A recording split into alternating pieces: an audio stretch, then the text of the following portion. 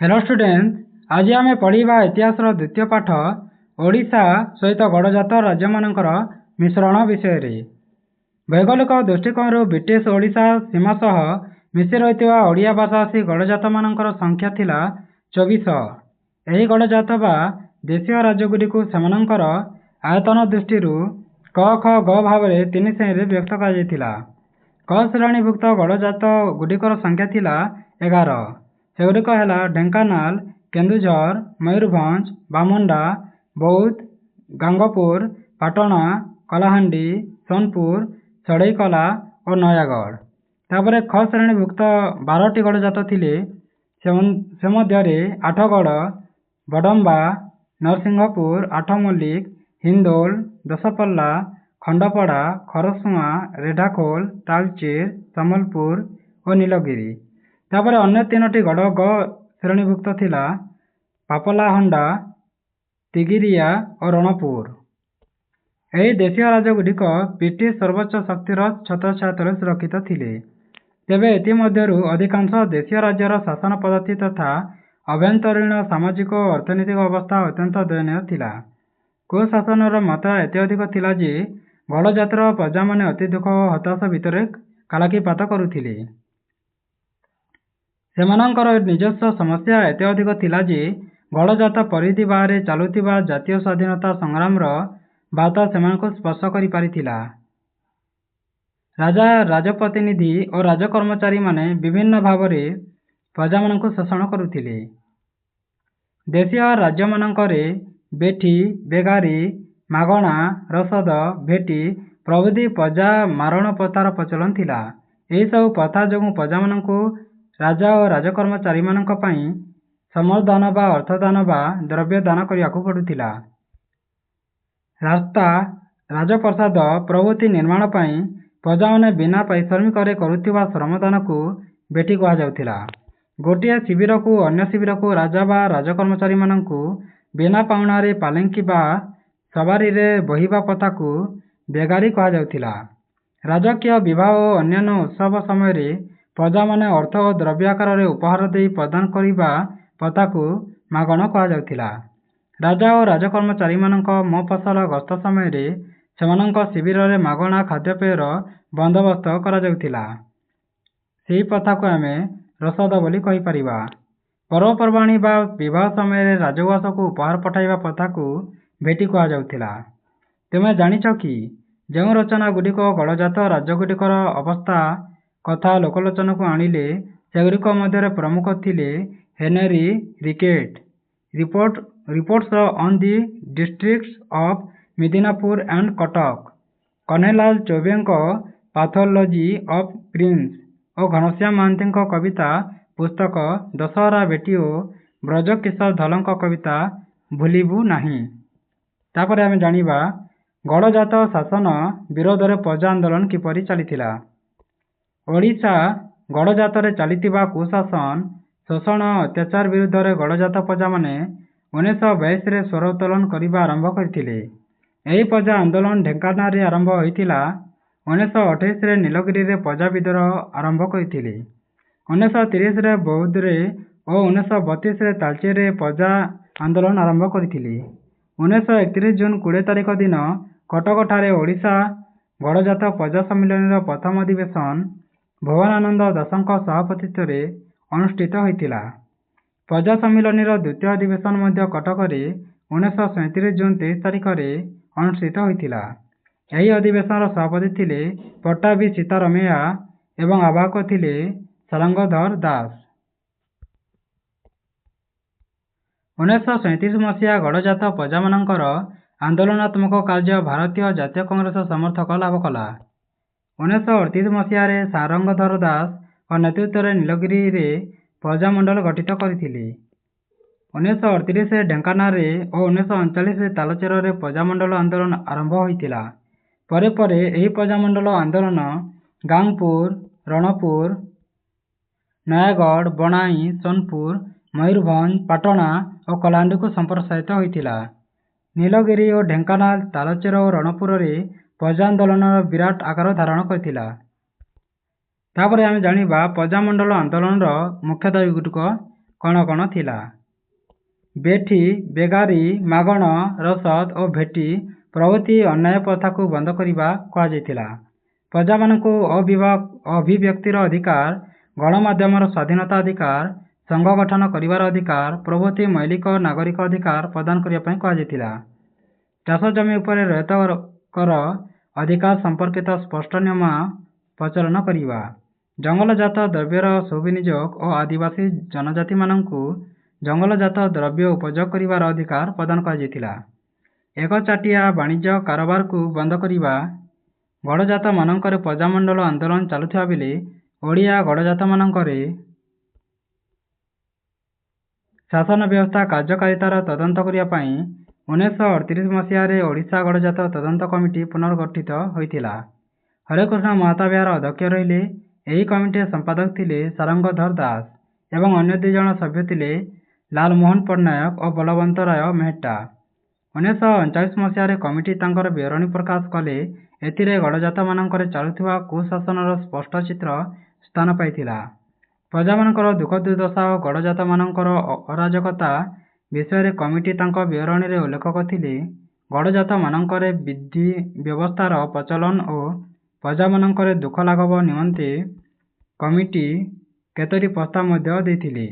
ଗଡ଼ଜାତ ଶାସନ ଉପରେ ଅଧିକ୍ଷଣ କ୍ଷମତା ବ୍ରିଟିଶ ରାଜପ୍ରତିନିଧିଙ୍କ ହାତରୁ ଆଣି ଓଡ଼ିଶା ସରକାରଙ୍କ ହାତରେ ନ୍ୟସ୍ତ କରାଯିବା ଥିଲା କମିଟିର ମୁଖ୍ୟ ପ୍ରସ୍ତାବ। ମହତାବ କମିଟିର ଏହି ବିବରଣୀକୁ ଓଡ଼ିଶା ସହିତ ଓଡ଼ିଆ ଭାଷାଭାଷୀ ଗଡ଼ଜାତ ମିଶ୍ରଣର ପ୍ରାଥମିକ ସୂଚନା ବୋଲି ଗ୍ରହଣ କରାଯାଇଥାଏ। କେବଳ ବିବରଣୀ ପ୍ରସ୍ତୁତ କରି ଓ କିଛି ପ୍ରସ୍ତାବ ଦେଇ ହରେକୃଷ୍ଣ ମହତାବ ନୀରବ ରହିଲେ ନାହିଁ। ସେ 1939 ମସିହା ଅଗଷ୍ଟ ମାସରେ ସେ ଭାରତର ଭାଇସରୟ ଲର୍ଡ ଲିନଲିଥଗୋଙ୍କୁ ସାକ୍ଷାତ କରି ଓଡ଼ିଶା ଗଡ଼ଜାତର ବ୍ୟବସ୍ଥା ସମ୍ପର୍କରେ ଅବଗତ କଲେ ଓ ଗଡ଼ଜାତ ଶାସନ ବ୍ୟବସ୍ଥା ସୁଧାରିବା ପାଇଁ ଓଡ଼ିଶାର ପ୍ରାଦେଶିକ ସରକାରଙ୍କ ହସ୍ତକ୍ଷେପ ଜରୁରୀ ବୋଲି ତାଙ୍କୁ ବୁଝାଇଥିଲେ। ଲିନଲିଥଗୋ ମହତାବଙ୍କ ଆଭିମୁଖ୍ୟକୁ ସମର୍ଥନ କଲେ ଏବଂ ଓଡ଼ିଶା ପ୍ରଦେଶ ଓ ଗଡ଼ଜାତମାନଙ୍କ ମଧ୍ୟରେ କୌଣସି ଭୌଗୋଳିକ ସୀମା ନାହିଁ ବୋଲି କହିଥିଲେ। ଏହି ବିଷୟରେ ମହତାବ 1942 ମସିହାରେ ସାର୍ ଷ୍ଟାଫୋର୍ଡ ସ୍ମିଥଙ୍କୁ ମଧ୍ୟ ସାକ୍ଷାତ କରିଥିଲେ। 1946 ମସିହା ଏପ୍ରିଲ 6 ତାରିଖରେ ଗଡ଼ଜାତ ମିଶ୍ରଣ ସପକ୍ଷରେ ଯୁକ୍ତି ବାଢ଼ିବା ପାଇଁ ସେ କ୍ୟାବିନେଟ ମିଶନକୁ ସାକ୍ଷାତ କରିଥିଲେ। ସେତେବେଳକୁ ହରେକୃଷ୍ଣ ମହତାବ ଓଡ଼ିଶାରେ ଦ୍ୱିତୀୟ କଂଗ୍ରେସ ମନ୍ତ୍ରିମଣ୍ଡଳରେ ପ୍ରଧାନମନ୍ତ୍ରୀ ହେବା କଥା ସ୍ଥିର ହୋଇଥିଲା। କ୍ୟାବିନେଟ ମିଶନକୁ ଓଡ଼ିଶା କଂଗ୍ରେସ କମିଟି ତରଫରୁ ଦିଆଯାଇଥିବା ସ୍ମାରକପତ୍ରରେ ଓଡ଼ିଆ ଭାଷାଭାଷୀ 26ଟି ଗଡ଼ଜାତକୁ ଓଡ଼ିଶା ପ୍ରଦେଶ ସହିତ ସର୍ବାନ୍ତକରଣ ମିଶାଇ ଦିଆଯିବା ପାଇଁ ସ୍ପଷ୍ଟ ଭାବରେ ଉଲ୍ଲେଖ କରାଯାଇଥିଲା। କ୍ୟାବିନେଟ ମିଶନ ମଧ୍ୟ ମହତାବଙ୍କ ଏହି ମିଶ୍ରଣ ଆଭିମୁଖ୍ୟ ଦ୍ୱାରା ପ୍ରଭାବିତ ହୋଇଥିଲେ। ଏ ବିଷୟରେ ମହତାବ ଗଡ଼ଜାତ ରାଜାମାନଙ୍କ ପାଖକୁ 1946 ମସିହା ମେ 10 ତାରିଖରେ ଓ ଜୁନ 29 ତାରିଖରେ 2 ଥର ଚିଠି ଲେଖିଥିଲେ। ମହତାବଙ୍କ ଗଡ଼ଜାତ ମିଶ୍ରଣ ପ୍ରସ୍ତାବ ରାଜାମାନଙ୍କର ପସନ୍ଦ ହେଲା ନାହିଁ ଓ ସେମାନେ ପ୍ରକାଶ୍ୟରେ ଏହାକୁ ବିରୋଧ କରିଥିଲେ। କଳାହାଣ୍ଡିର ମହାରାଜା କୃଷ୍ଣଚନ୍ଦ୍ର ମହତାବଙ୍କୁ ପରଶୁରାମ ଆଖ୍ୟା ଦେଇଥିଲେ। ତୁମେ ଜାଣିଛ କି? ପରଶୁରାମ ଥିଲେ ଜଣେ ପୌରାଣିକ ମହାନାୟକ। ଧରାପୃଷ୍ଠରୁ କ୍ଷତ୍ରିୟମାନଙ୍କୁ ନିପାତ କରିବା ପାଇଁ ସେ ଅସ୍ତ୍ର ଧାରଣ କରିଥିଲେ। ସେ ଥିଲେ ବ୍ରାହ୍ମଣ।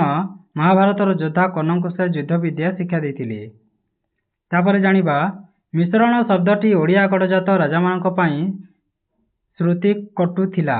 ମହତାବଙ୍କର ଏହି ଯୋଜନାକୁ ଫଣ୍ଡ କରିବାକୁ ଯାଇ ଓଡ଼ିଶା ଓ ଛତିଶଗଡ଼ର 39ଟି ଦେଶୀୟ ରାଜା ପୂର୍ବାଞ୍ଚଳ ଗଡ଼ଜାତ ସଂଘ ନାମରେ ଏକ ସଂଗଠନ ଆରମ୍ଭ କଲେ। ଏହା 1947 ମସିହା ଅଗଷ୍ଟ 1 ତାରିଖ ଠାରୁ କାର୍ଯ୍ୟକ୍ଷମ ହୋଇଥିଲା। 1947 ଅଗଷ୍ଟ 10 ତାରିଖ ଦିନ ପ୍ରଜାମଣ୍ଡଳ ଏକ ସମ୍ମିଳନୀ କଟକଠାରେ ଆହୁତ ହେଲା। ଏହି ସମ୍ମିଳନୀରେ ଛତିଶଗଡ଼ ଓ ଓଡ଼ିଶାରେ ଥିବା ଗଡ଼ଜାତ ମାନଙ୍କରୁ ଅନେକ ପ୍ରଜା ଯୋଗ ଦେଇଥିଲେ। ଏହାର 5 ଦିନ ପରେ ଭାରତ ସ୍ୱାଧୀନ ଥିଲା। ଏହି ପୃଷ୍ଠଭୂମିରେ ମୁଖ୍ୟତଃ ଗଡ଼ଜାତ ମାନଙ୍କର ଭବିଷ୍ୟତ ସମ୍ବନ୍ଧରେ ସମ୍ମିଳନୀରେ ଆଲୋଚନା ହେଲା। ଓଡ଼ିଶାରେ ଥିବା ଗଡ଼ଜାତ ଗୁଡ଼ିକୁ ଓଡ଼ିଶା ସହିତ ମିଶାଇବା ଥିଲା ଏହି ସମ୍ମିଳନୀର ମୁଖ୍ୟ ପ୍ରସ୍ତାବ। ସ୍ୱାଧୀନତା ପ୍ରାପ୍ତି ପରେ ଓଡ଼ିଶାର ତତ୍କାଳୀନ ପ୍ରଧାନମନ୍ତ୍ରୀ ହରେକୃଷ୍ଣ ମହତାବ ଓଡ଼ିଶା ଭାଷାଭାଷୀ ଗଡ଼ଜାତମାନଙ୍କର ରାଜାମାନଙ୍କୁ 1947 ଅକ୍ଟୋବର 16ରେ ସମ୍ବଲପୁରଠାରେ ଅନୁଷ୍ଠିତ ହେବାକୁ ଥିବା ସମ୍ମିଳନୀକୁ ନିମନ୍ତ୍ରଣ କଲେ। ଓଡ଼ିଶାର ଶାନ୍ତି ଶୃଙ୍ଖଳା, ପ୍ରଶାସନିକ ସୁବିଧା ଓ ସାମୂହିକ ପ୍ରଗତି ପାଇଁ ଦେଶୀୟ ରାଜ୍ୟଗୁଡ଼ିକ ସର୍ବାନ୍ତକରଣରେ ଓଡ଼ିଶା ପ୍ରଦେଶ ସହିତ ମିଶିଯିବା ଉଚିତ ବୋଲି ଏହି ସମ୍ମିଳନୀରେ ମହତାବ ଯୁକ୍ତି ଉପସ୍ଥାପନ କରିଥିଲେ। କିନ୍ତୁ ଓଡ଼ିଶା ସହିତ ମିଶିଯିବାକୁ ମହତାବଙ୍କର ନିବେଦନ ପ୍ରତି ରାଜାମାନେ କର୍ଣ୍ଣପାତ କଲେ ନାହିଁ। ବୋଧହୁଏ ପ୍ରଜାମଣ୍ଡଳ ଆନ୍ଦୋଳନର ପରିଣାମ ଓ ସମୟର ପରିବର୍ତ୍ତିତ ଆହ୍ୱାନ ସମ୍ପର୍କରେ ସେମାନେ ଠିକ୍ କଳନା କରିନଥିଲେ। ତାପରେ ଜାଣିବା ଆମେ ନୀଳଗିରିରୁ ଗଡ଼ଜାତ ମିଶ୍ରଣ ପ୍ରକ୍ରିୟା ଆରମ୍ଭ କିପରି ହୋଇଥିଲା। ଯେତେବେଳେ ନେହେରୁ, ସର୍ଦ୍ଦାର ପଟେଲ ଓ ଭିପି ମେନନ ଦେଶୀୟ ରାଜ୍ୟ ମିଶ୍ରଣ ପ୍ରକ୍ରିୟା ଆରମ୍ଭ କରିବା ପାଇଁ ସମୟ ଓ ସୁଯୋଗର ଅପେକ୍ଷାରେ ଥିଲେ, ନୀଳଗିରିର ଘଟଣା ପ୍ରବାହ ଏହି କାର୍ଯ୍ୟକୁ ତ୍ୱରାନ୍ୱିତ କରିଥିଲା। ତୁମେ ଜାଣିଛ କି ନୀଳଗିରିର କ୍ଷେତ୍ରଫଳ ଥିଲା 284 ବର୍ଗ ମାଇଲ ଓ ଜନସଂଖ୍ୟା ଥିଲା 7,32,009।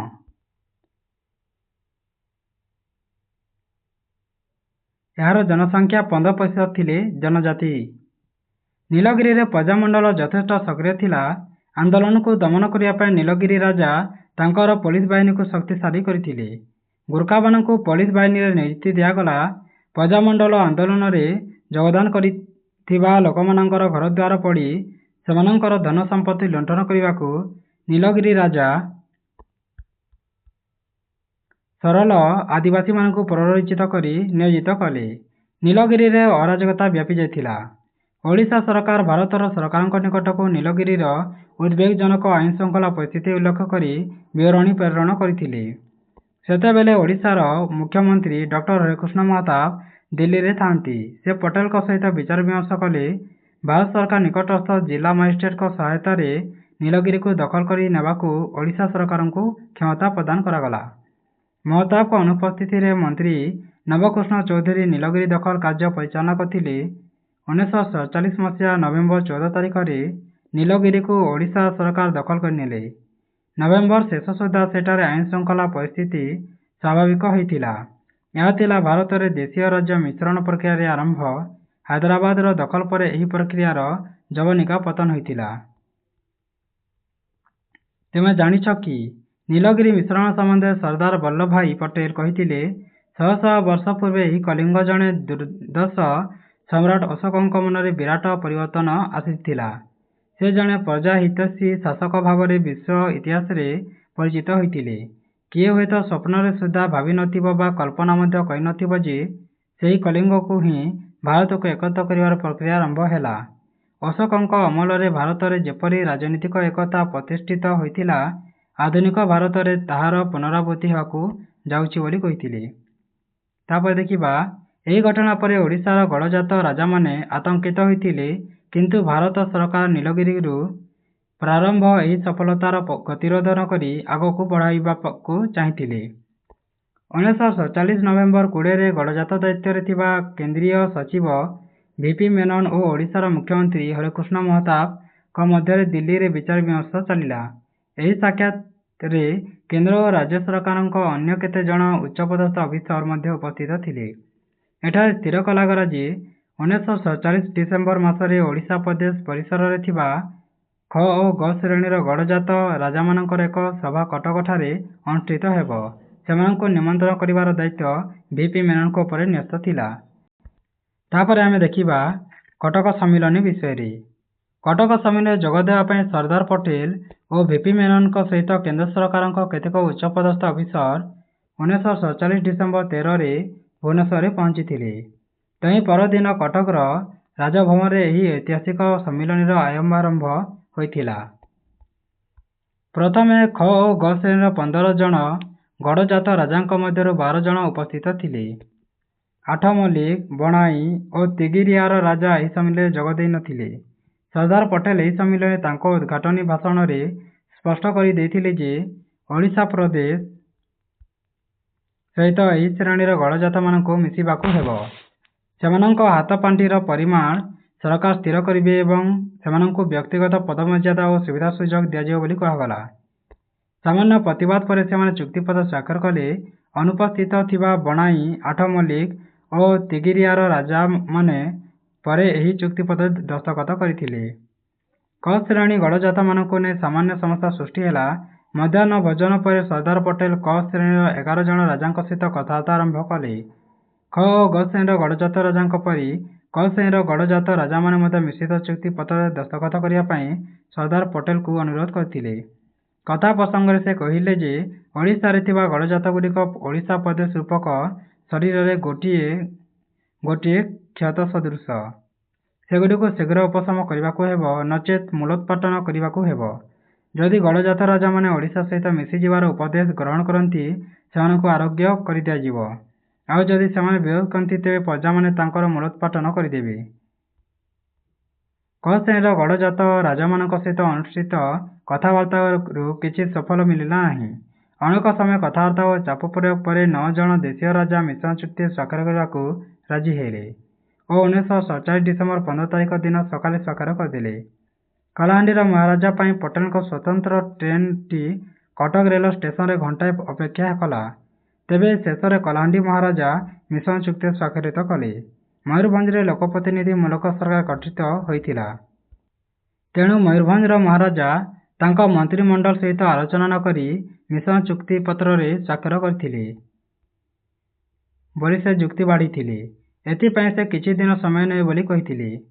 1947 ଡିସେମ୍ବର 23ରେ ଭାରତ ସରକାର ଏହି 25 ଗଡ଼ଜାତର ଶାସନଭାର ଓଡ଼ିଶାର ପ୍ରାଦେଶିକ ସରକାରଙ୍କୁ ହସ୍ତାନ୍ତର କଲେ। 1948 ମସିହା ଜାନୁଆରୀ 1 ତାରିଖ ଠାରୁ ଓଡ଼ିଶା ଭାଷାଭାଷୀ 25ଟି ଗଡ଼ଜାତ ଓଡ଼ିଶା ପ୍ରଦେଶ ସହିତ ମିଶିଗଲା। ସଢ଼େଇକଲା ଓ ଖରସୁଆଁର ମଧ୍ୟବର୍ତ୍ତୀ ଅଞ୍ଚଳରେ ଅବସ୍ଥିତ ମୟୂରଭଞ୍ଜ ଓଡ଼ିଶାରେ ନ ମିଶିବାରୁ ଏହି ଦୁଇ ରାଜ୍ୟ ମଧ୍ୟରେ ପ୍ରତ୍ୟକ୍ଷ ଭାବେ ଯୋଗାଯୋଗ ହୋଇପାରିଲା ନାହିଁ। ତେଣୁ ଏହି ଦୁଇଟି ରାଜ୍ୟର ରାଜାମାନେ ସେମାନଙ୍କ ପୂର୍ବମତ ପରିବର୍ତ୍ତନ କରି ବିହାର ସହିତ ମିଶିବା ପାଇଁ ଚାହିଁଲେ।